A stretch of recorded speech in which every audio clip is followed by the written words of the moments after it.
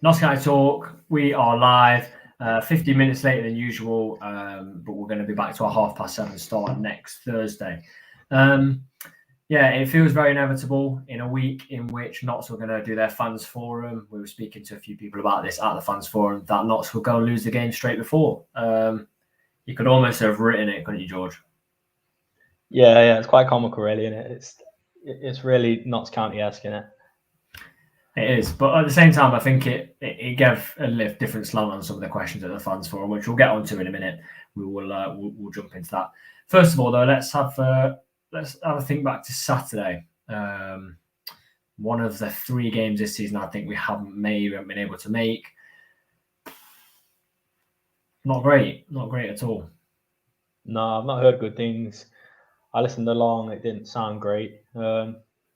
I watched the highlights back. We did have our chances, but on the day we just didn't take them. And I've heard from multiple people that we weren't the better side, and they deserved all 3 points. So, it's a big learning curve. I think like that run's come to an end now.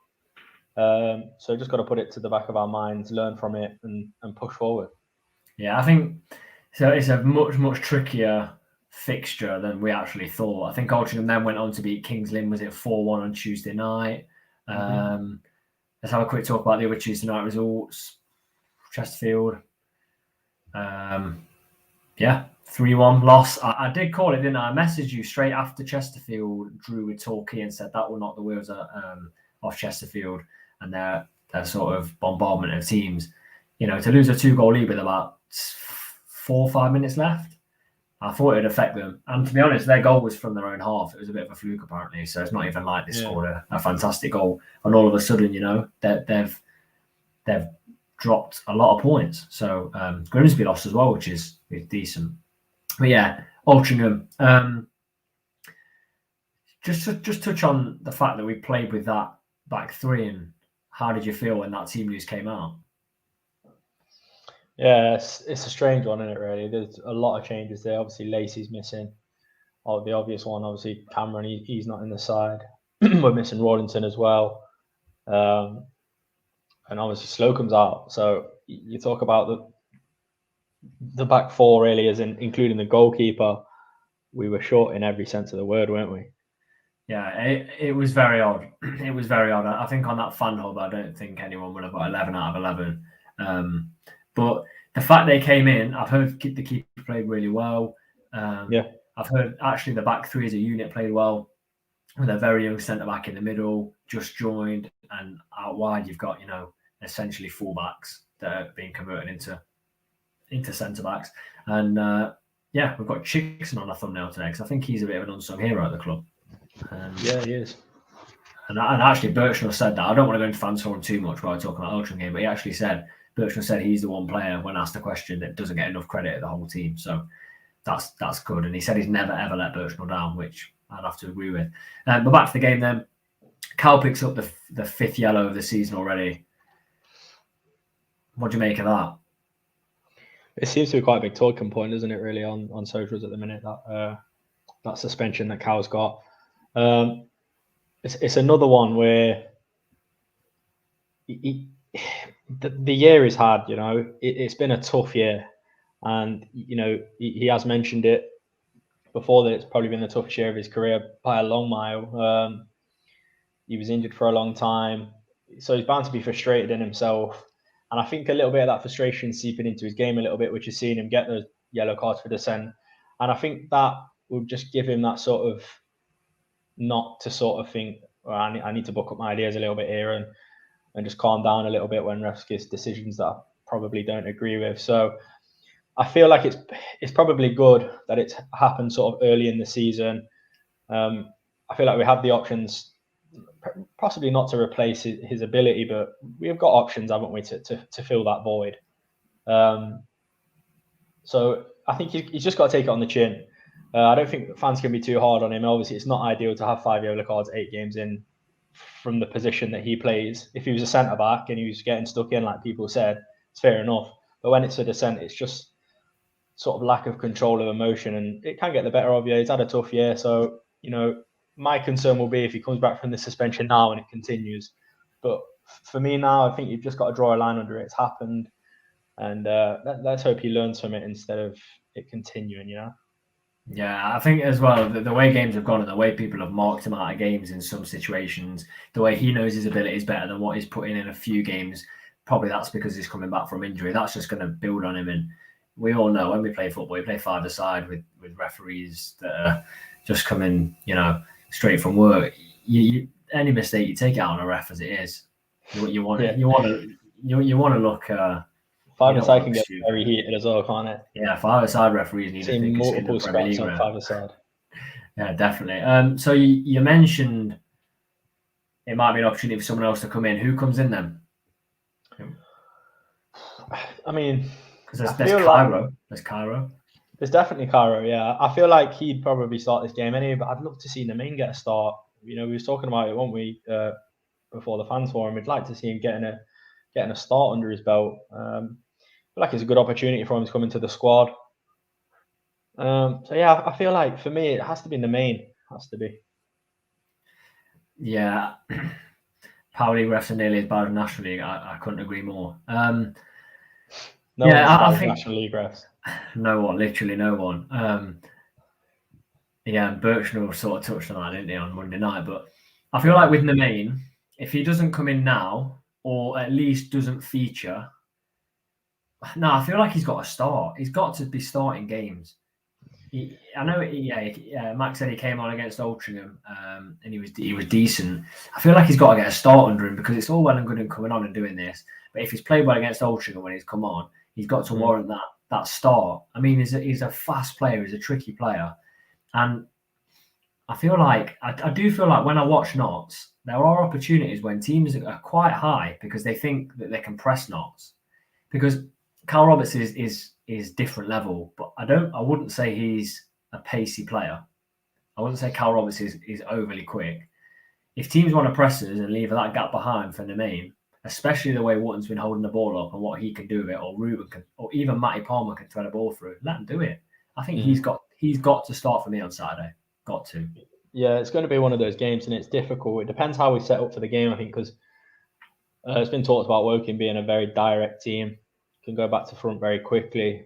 So is it a game to bring Nemain in and start him, or is it a game to play more of a defensive three at the back with maybe Kelly Evans right wing back? It's difficult one to call in it really, and that's why I don't envy Birchall making this decision every game.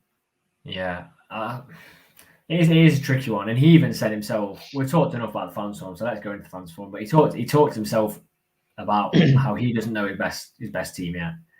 He literally has no idea about his best team. So let's talk about the fans forum then. So we've come off the back of a loss to Altrincham, a surprise loss in which a lot of fans, as we always do, travel really well, have gone down to the game. And I thought the atmosphere, first of all, the event was very good. The whole thing, the club run was fantastic, I thought. Yeah, I loved it.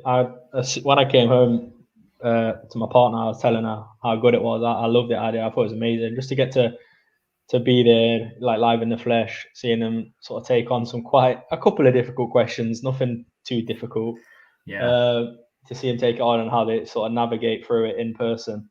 It was really interesting. It for me, couldn't have got much better. Like, obviously, we stayed after, didn't we? And we spoke to Birchnell for 5 or 10 minutes, and that was like amazing. Like, so good. The insight he was giving us. Yeah, exactly. Like, not many fans. It's amazing, really, because the further you go up the pyramid, the less likely things like that happen. So, amazing opportunity. I was over the moon that we got selected to go to it. Just a great event, really. It's amazing they're not put that on. Can't speak highly enough of it, Yeah, well, it was really, really good. Chris says that you were spotted walking in front of the camera during the forum break. Me? Yeah, great performance, Chris says. Great performance. Thanks, Chris. Yeah, but I thought that the whole event was absolutely class. And what I liked is people didn't shirk with their questions. People did ask some tough questions. I think. Yeah, they actually did. Like, some people had some real nerve. Like, a couple of the questions. One was like to Cameron, wasn't it? A woman asked, "Who do you prefer, Torquay or not?"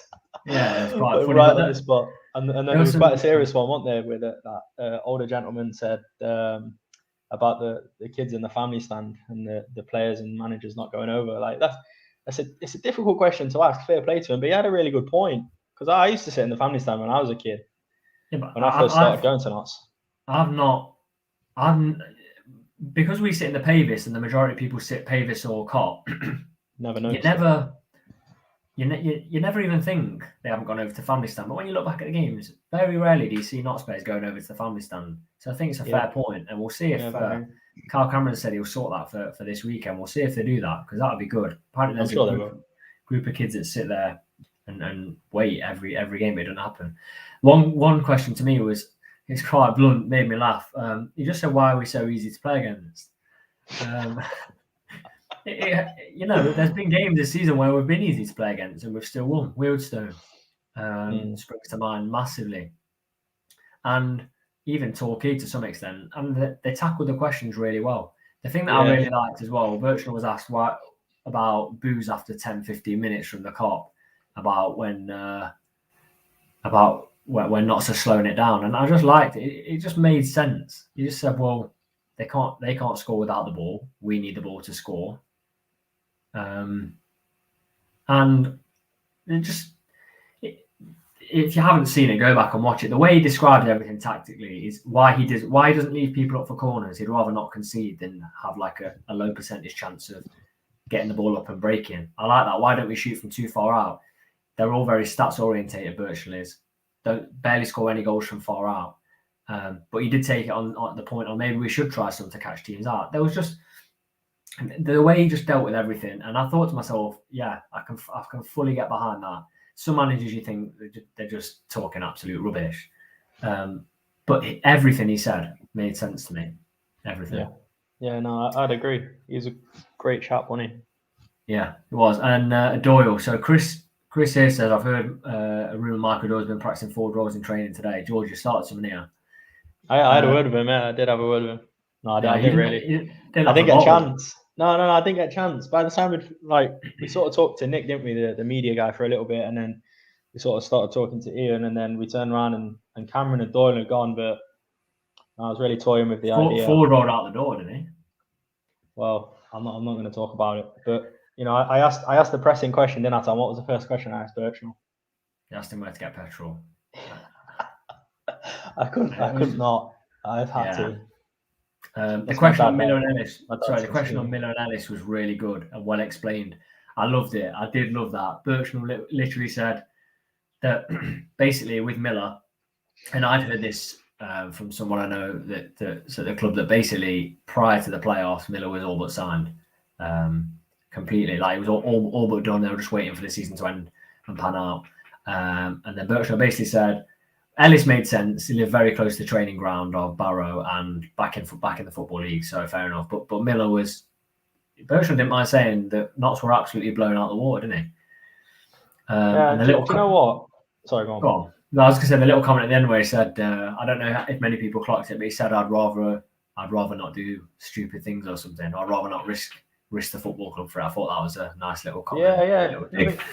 He makes a great point, because how often have we seen that, and very recently as well, where we're just throwing money and it doesn't work. And I'm looking at a couple of clubs in the league now, Chesterfield being one of those, and there's another one in the league that are throwing money at it. Stockport, that is. I think Wrexham probably have the uphold to keep spending money with their. No, I don't. They're loaded. Absolutely loaded. Last Deadpool was ruining. No. Ryan Reynolds. I don't know. I can't even remember what the other guy's name is. They're loaded. Rob something. Rob McClenny, is it, something like that? I feel like that style. I mean, financial fair play is coming in, isn't it, in the National League? Or is it wage cap or something like that next season? And I feel like that's something that teams like that are really going to struggle with, and teams that are chucking money at it, like we've seen Notts do. It sort of gives. It just lessens the credit of bringing a player in. I think you look at the squad we've got now, the players that want to be here because they want to develop under the system we have in place, and they want to play for Notts County. It's not, I'm earning £1,000 more a week here, for example, and that's the only reason I'm here. They're here for a reason, and it's other than money, which I think it's so important. Matty Palmer is that exact player. Bertrand said he wanted to come in and he wanted to be part of a project. Yeah. That's a great thing to hear, though. A player of his caliber, and I think from the games I've seen so far, I'd have to say he's probably been the most consistent player. Yeah, he's been very, very good. Very good. And even when asked about Will Hondermark, that actually went to Barnsley and played in the Championship, Birchall simply said, in the long run, he thinks Matty Palmer's a better signing for us. No skirting around it. Said it straight away, and I'd agree because Hondermark might have played, but Barnsley are in dire straits at the minute, and he's only come in because they had some issues with players injured and not being available and things like that. So, yeah, he made a good point though, didn't he? About because he thought like the system they were going to go for was sort of through the 23s, and obviously we don't have anything really like that in place that we could offer someone that's going to be of good a level as that. So yeah, but then we couldn't really offer him the development he needed, I don't think, and I think we had those options. And with Mike Palmer, I mean, you wouldn't change it, would you? And he's already said they've already got a connection there with Hondermark. You never know. If he's released from Barnsley, you literally never know. Plays well at Barnsley, could get him on loan. Yeah, so overall, I thought it was handled very, very well. I think, I was a bit scared of Doyle, and I know if I was on a picture, I wouldn't even try and tackle him. I'd let him pass me. Like, he scares me. And Cameron answered questions pretty well. There's some really good questions sent in by Bob Staines, aren't there? I can't believe they said that, but there we go. So looking ahead to Woking then, in the fans forum, he already said that they're a very direct team, probably the most direct we're going to play this season. And actually, I'd say this season, to say we're in the National League, some teams have played some really nice football against us. Some of the best was Wealdstone, wasn't it? They played some really nice stuff. They did. Funnily enough, some of the best was Wealdstone, some of the worst was Wrexham, I think. Wrexham. I've said it, but Wrexham was a long throw, and trying to give it to Mullin. But Wealdstone was fantastic. I thought Maidenhead were okay in spells. They weren't fantastic. Aldershot were decent, running as ragged with Den and Lewis on the wing.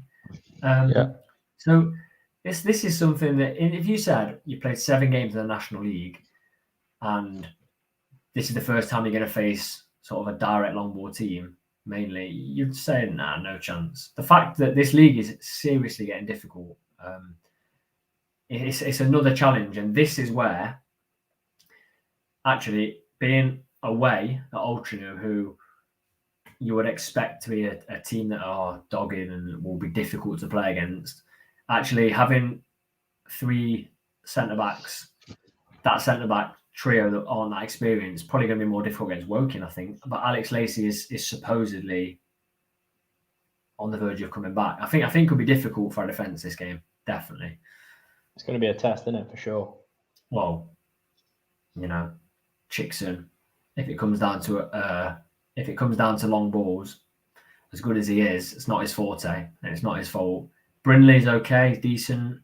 Kelly Evans has obviously got his disadvantage, and Taylor, I couldn't really say too much about Taylor aerial wise, but I think this could be our undoing, sort of. I do feel like there's potential there for it to be very, very difficult, and we've got an incredibly hard run coming after this. So what I would hate is for this, after the Altrincham loss, to lose again. I didn't say maybe to draw again. Like to lose and then draw, and then going into what we've got, is it straight into Halifax on Tuesday, isn't it? Mm-hmm. Yeovil on Saturday. Yeah. Not easy at all. So definitely not easy in the petrol shortage as well. No, exactly. I mean, if it carries on, the numbers of away fans are going to be massively affected. Like, it started off where I thought a couple of days, I can't even believe we're talking about this, but it said a couple of days, I thought, yeah, I'll be all right. Literally, I've driven past 2 or 3 on my own from work today, and there's literally nowhere with fuel. Do you know what? I'm going to go against what you just said there. I got fuel tonight, and I've been getting lifts to work this week. I've really been struggling, but I went over Mapley Top, and the co-op there had at the tiniest queue, so I risked it after work, and I managed to put 45 quid in the car. Don't believe you. You text me and said I'm going to pretend I got fuel to show off. And it's not a good look. Push bike. No, but seriously, some people will be a bit worried about getting to that game. So, Mm. we'll go on to our lineup then for Woking. Yep. Chris has said, wouldn't be surprised to see Rollo Lacing can play on Saturday. Is it gamesmanship? I would say it's not. I don't think Cameron will play. Definitely not Cameron. I don't think. It's not worth the risk. I mean, he's captain, isn't he? And I think he's not played and we've lost. So it shows you how important he really is, whether it be his presence or his attributes on the pitch. But I think it'd be silly to risk him. It's a delicate one, isn't it? The injury he's got. I think he's touch and go for Yeovil in 9 days' time. Lacey, I could see Lacey coming back in. I could, and Lacey's been training, hasn't he? Yeah, Bertrand said he's been training, and the only reason he didn't actually play in the last game against Altrincham was because he they didn't want to risk after coming back from such an injury. And then Rollo, possibly, yeah, possibly. And Ian's just said that he spoke to Cameron after the forum and said Yeovil was his target. So Yeovil, we need at least 2 of them back for Yeovil, I think. Ian, good to meet you as well. The fans forum, really. Yeah, it was great. Brennan, that's yeah. Brennan will be tested against someone like Effiong. Max says he's going to body him within the first minute. Effiong's a player that puts himself out. We didn't see the best of him at Notts by a long stretch. You just know he's going to be up for it as well, don't you? Yeah, he's one of those, isn't it? And is it Tavon Campbell that we had, who literally, I think he did score passes back at Meadow Lane for someone, and he celebrated like he'd won the World Cup. And literally he'd been on loan with us and was terrible. I think he's on loan from West Brom. So I think Effiong got 1 and Campbell got 2, if I'm right, against Chesterfield. That's another thing we haven't spoken about, the win against Chesterfield, but they're going to be informed, they're going to be up for it. So, yeah, 1-0 behind against Chesterfield. Looks like everyone's steamrolling people. Chesterfield's steamrolling everyone, and they go and get that win. What did you see that win coming for Woking? No. It's a big surprise, isn't it, really? I could see a draw. I did think about a draw because the way I said that Chesterfield would fall off. Yeah, no, I do agree with you. I do think Chesterfield will fall off, but the form that they found themselves in, and obviously Tashamanga as well, I just didn't really see them losing that game. But yeah, I think it's just so hard to predict at the minute, isn't it? Especially this league is always hard to predict. It is. So let's go on to our lineup then. If you want to put your lineup in the chat, we'll start to have a think about that as well. So in goal, Slocum's not going to be back, I don't think. No. So, well, that sorts the keeping situation out. Slocum definitely won't be back. No. Back 3. Brindley, Brennan, Chickson.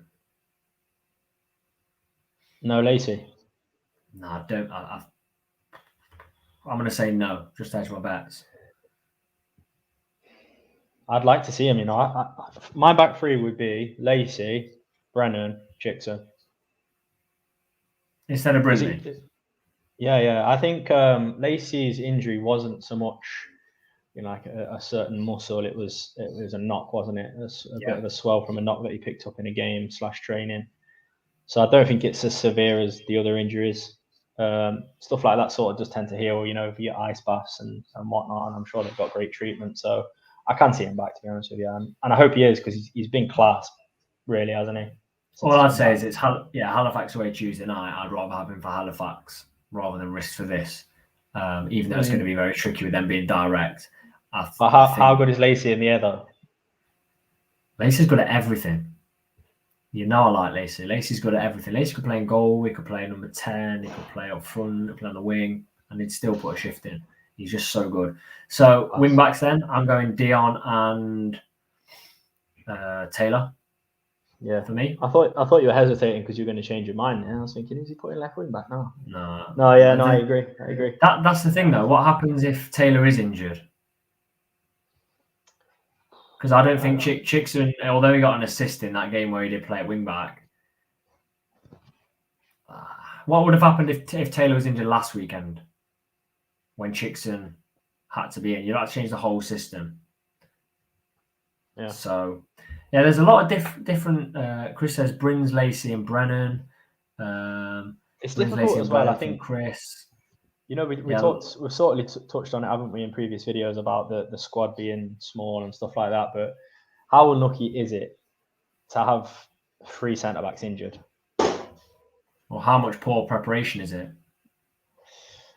Yeah, I know what you mean. No, I'm being genuine. Say you're playing a back three, and you've got 3 natural centre backs at your squad. A back three, and you've got 3 natural centre backs. For me, that is absolutely I know we got a loan straight in, but come on. We because of what happened, we ended up playing with someone that had been in the building 2 days and 2 fullbacks. I know we got the loan in really quickly, but for me, that is poor. We needed 1 more. I would have genuinely. I know he's dropped down a few divisions. I would have put McCrory in. I'd have kept McCrory just for situations like this. Maybe you wanted more first team football, but I think they needed someone. Personally, you can't be playing a back three with 3 natural centre backs. And Brindley's becoming a natural centre back the more he plays here, but let's be honest, he's not. He's not quite there.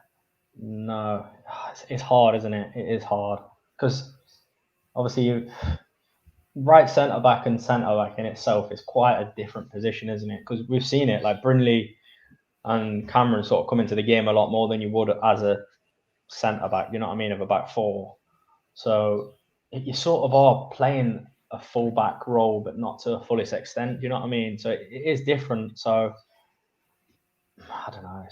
It's so difficult, isn't it? I can't quite. I wouldn't know what to do. I wouldn't know what's right or what's wrong because having a small squad for me makes sense because it keeps everyone happy, everyone's morale's high, and then we've got the systems in place to bring in players that.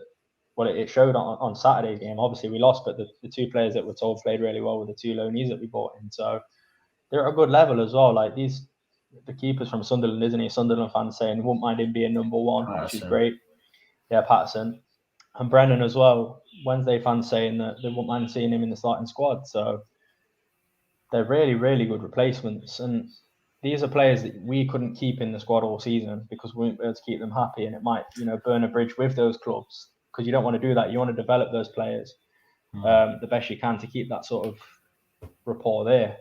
So I think the system we have in place at the minute is good.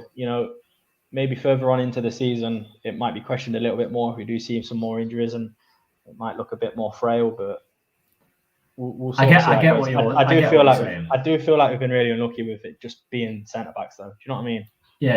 And you could replay this season like 10 times and it probably wouldn't happen again. But you've always got to be prepared for this. And I can't help but feel that it might have had a little effect on losing that unbeaten run. Would we have lost it if we had someone that had been at the club the whole season that's a natural centre back? I don't know. Probably, maybe not. Maybe I'm just talking rubbish like usual, but you never know. Midfield. Well, I cannot wait to put my point forward for midfield. Matty Palmer, definitely. Jim O'Brien. Yeah. No Ed Francis. And you defended him. I'm going to call you out on this, George. You defended him for a few weeks, and I've told you he's not up to the level at the minute. And you defended him, and I said no. And you defended him, and I said no. And what's happened? No, Hang your head. Yeah, I will, but we'll see. Come the end of the season, we'll see. I'm still not. Come the end of the season's fine. I'm not giving up on him. I think he's a good player in there because we tend to bring in good players. That's what we do.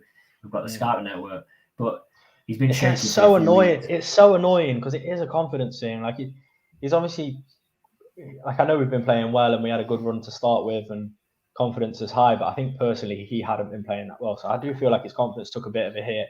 But it's so basic. Like it's the basicest of things. Like if he just cut that out of his game, he'd be unbelievably a good player. And you could see it. We'd seen him developing because he does those great passes out wide. He's not afraid to take a shot. Don't get me wrong; those shots could be better, but he's not afraid to take a shot from outside the box when the ball comes to him. So I feel like the FA Trophy would be a great chance for him to get a good performance in, build his confidence, and then hopefully we'll see him break in a little bit more into the league football. I know we don't see eye to eye with this at all. Like, we really don't. But you're saying the FA Trophy is a good time to get confidence. We just got 6 unbeaten or whatever. Yeah, I know, but that's good as yeah. No, I know. I just said that though. It's like it's good to get those runs, but on a personal level, he didn't play very well. And for one of those games, I think he got subbed off at half time, didn't he? Yeah, and then we played better. Yeah, exactly. Yeah. So that's things that affect your confidence. Like, it's good going on these runs, but if you've not personally contributed to it, which, you know, let's be honest, he hasn't really, has he? Well, he has. You know, he played that pass, the pass out to Cairo, where Cairo's got the assist for Robert's goal. But he definitely needs improvement. I'm not beating around the bush on that one. I do agree. Like, I'm not blind to it. Like, he's not blind to it as well. And you can sort of imagine the conversations that Doyle has with him as well after games, can't you? Talking through it and stuff like that. Yeah, arm around the shoulder. You're not going to be in for a few months, lad. Yeah. No, I'm not putting him in my team for a while. Football fans are fickle. He could start on Saturday, score 2, and I'd be like, I told you he was good. I've literally got him on the back of my shirt, and I run to the club shop after the game and get him on the back. Like, I always said he was good. I was only joking on these Pavis perspectives, you know. But generally, he's not very good, I don't think, at the minute. And Max says he was shocking against Altrincham, so there we go. So I'm going to go.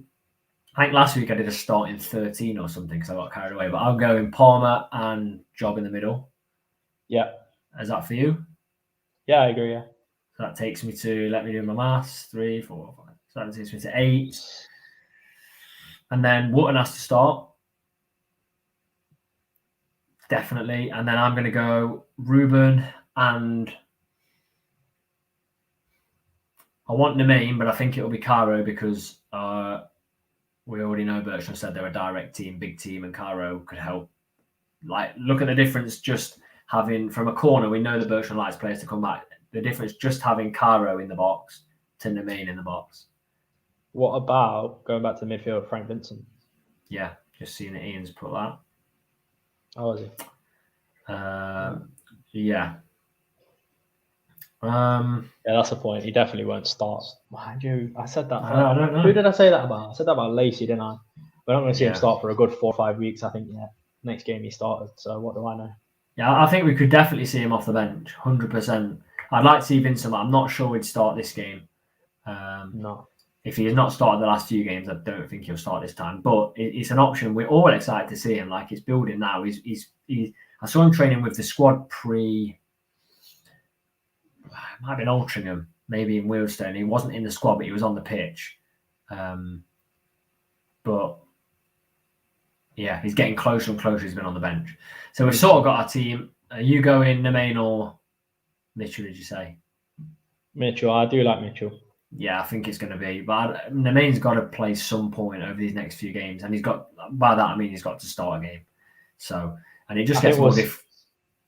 I think we'll see him come in now with a Tuesday game in the middle as well, for sure. Yeah, but then it gets more difficult because then Cal's been rested for over a week and he's back after suspension. And then you're back at the same point again where it's difficult to get him in the side. So, yeah, it's going to be interesting. Score predictions then. You go first. I can't. If my back three is correct with Brinley, Brennan, and Chickson, then I can't see a clean sheet against a side that's just scored 3 past Chesterfield. I would possibly say 2-1 Notts. And I'm going for the goal scorers. Mitchell, he's not scored yet, has he? Nope. Mitchell and Dion. You know what? It's been close a couple of times this season as well, hasn't he, Dion? Yeah, we should have had one. Yeah, you're right. Should have had one, actually. My prediction is going to be 3-2. I think it's going to be quite similar to what we've seen already, you know. A slow start. They're going to get first goal. And then we're going to work our way into the game. Score 3, they're going to score 2. It's going to be an edgy game. I think it's going to be very edgy. But I can see Cairo getting 2. And I can see Brennan getting 1. Brennan. Brennan. That's even more out there than me saying Dion. Swag didn't say Ed Francis off the bench, but there we go. The agenda's there. Ian says 2-1 Wootton and Cairo. Max says 2-1 Wootton and Nemain. We'll go 1-0 down to an FA head. I can't. There's been not even Maidenhead was a comfortable game when you're 1-0. I'd just love to see one at Meadow Lane that's more relaxed, but you're never going to get that in this division. Chris says Notts 3-1, Wootton 2, and Palmer. Chris is going 3-1. Yeah, it would. He deserves that. 3-1 Ruben to score a penalty. Ruben, this is his game when he's not been amazing, but he's also not been poor. This is one where we're going to see him step up now. Cowell's not there, I think. Definitely. And there'll be more focus on Ruben from the opposition, but at the same time, that's going to open up different avenues for different players. So, yeah. A lot of positive score predictions. They're pretty much going with what we're saying that we will concede.